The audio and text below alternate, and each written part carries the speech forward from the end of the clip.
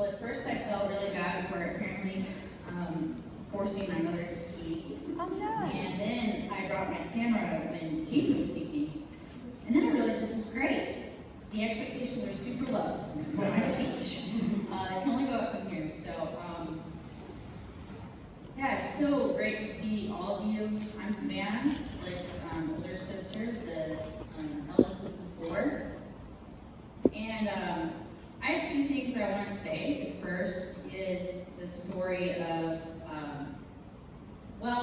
when a story reflecting that Blake knew that Rebecca would be his wife a while ago, and then ultimately reflecting that I obviously know that now, and how the distance was closed. But the second is just a charge.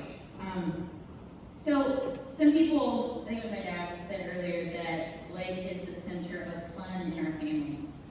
That is Blake. I am the center of not fun, unfortunately.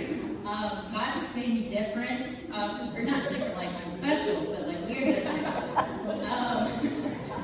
And sometimes I hate that about myself, but God gives people different strengths and different weaknesses, right? So here's a little story illustrating that.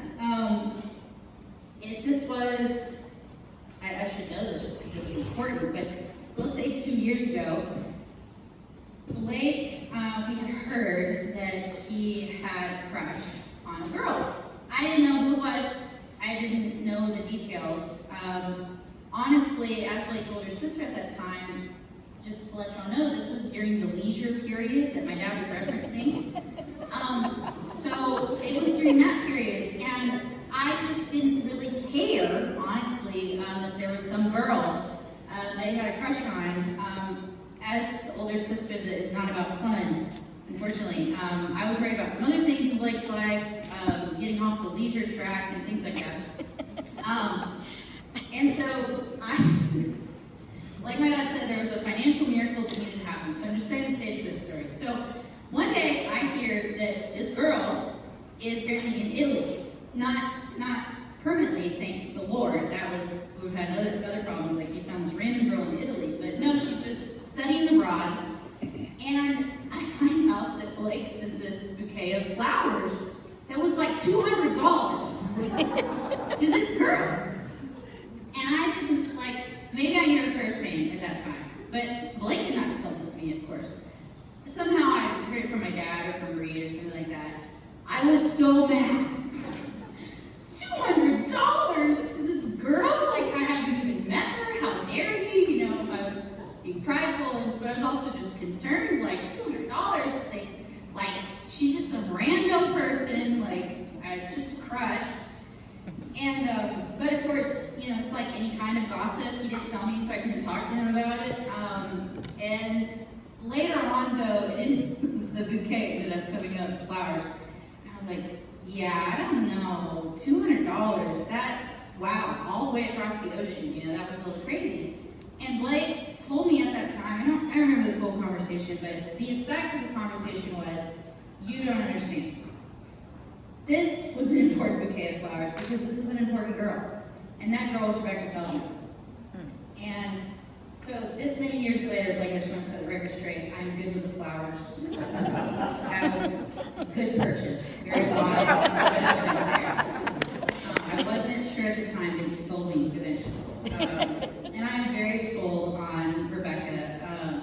The first day that I met her, she showed up at our house. She had at least 3 dozen cookies and a chocolate pie, and she just looked like $1,000,000 bucks. And she was so warm and so generous and so charitable. That's who Rebecca is, and I'm very sold on Rebecca. So the second thing that I wanted to say, as an older sister, if I may, is just a little charge. Something that I've kind of seen as, so I'm 26, and I have a good number of friends who are a few years into their marriage, and this is just something that kind of struck me a few weeks ago as I was thinking about your lives, and the tiny little role that I have played, you know, in some way, hopefully helping you get to this moment and, you know, be ready for it. I pray to God that that's been our role in some tiny measure at least, but I was thinking about this. So are like barges. We think we are jet skis, but we're barges. So, I know that sounds crazy, but this analogy really helps me in my life. So, jet skis are really easy to turn around and move and manipulate. You get into an area where you're not supposed to be, you just get right out. It's so easy. It's fast. You can have like a 10-foot diameter on it. I like riding jet skis, so I know a little bit about it. A barge, if you get it to the wrong place, the strength, time, energy, fuel it takes to turn a barge around is massive. We think so many times that we are like jet skis, but we are like barges. And tomorrow you both start a new barge, a huge ship. And there's a lot of momentum. And I think, like any big ship, where you start is really important, and the direction you start in is very crucial. And from my perspective, and from, I'm pretty sure everyone's perspective here, the course looks awesome. This start is going to be great. That's guaranteed. Some things that are great. You both love God. There are so many of my friends, as I'm 26, out of college. I have friends right now who are leaving the faith. And as someone who now, has been out of college for 4 years, I went to Auburn too, there's so many great Christians, great churches, people that really love God. And as I've gotten out of Auburn and out of PCF, where we all went to school, life is so difficult. And there are so many people who, and not like to make it everybody else, I have this problem too. It's so hard to hold on to that belief in God. And you're starting out great. And I just pray that you will always have that. The second thing that's great about you is relating to the first. Sometimes you may have seasons in life where you struggle with that belief in God. Or maybe not the belief, but the love of God. Or His love for you. And the second thing is that you have great people in your life, and you love them. And I hope that in those moments, particularly, the people like us, better, in your life will hold fast to you. And the Bible talks about, pulling people back.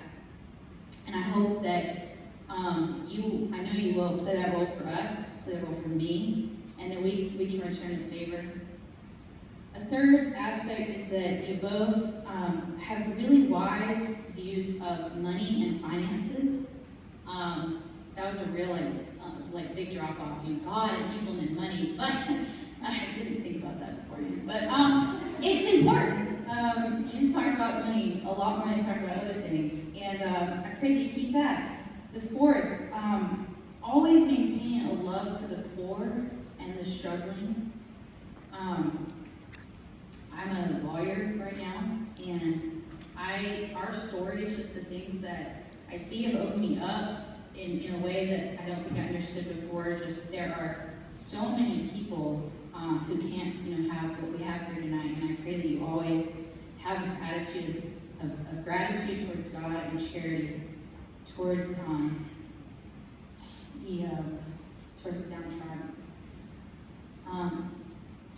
A fifth thing that's great is that, and these are not in order, obviously, you care about the church. Pray that you always care about the institution of the church. Number 6, you love kids and children as this kind of theory right now. Hopefully it won't be a theory for much longer. And you want kids and you care about kids. Have kids, love kids. The flip side of that is love your elders. Continue to respect your elders. That is a real bad problem in our culture right now. Literally our culture, like younger people's culture. Respecting elders is also about respecting traditions and the culture, which relates to number 7. Love your country. Teach your kids to love our country. Just like all love doesn't mean refusing to see faults. It means loving in spite of the faults and seeking better. And I hope that you'll love our country and teach your kids to love our country. It's another thing we struggle with. So the course is looking great. And I pray that you will keep the course, that you will reflect back on this start, this great day in your lives, tomorrow and today. Big ships, big barges, most of the time they don't get off track by a just collision, a cataclysmic event. It's that they get off 1 degree or 2 degrees. And every day, every individual day feels fine because it's tiny, right? There's a tiny little problem, there's a tiny little sin, there's a tiny habit, there's some tension in the relationship, but it'll be fine. But then, over 20 or 30 years, you can end up where you never intended to go. And I pray that you'll be so vigilant, that you'll always look to the other, that you'll hold fast to each other, to the church, to the Lord. And I promise that I will hold fast to you, whether you like it or not. I'll hold fast. And I hope that everyone here will do the same. But I pray that God blesses you and keeps you, and makes his face shine upon you. And I'm so honored to be your sister. And I love you. I cannot wait to stand by your sides tomorrow. So, thank you.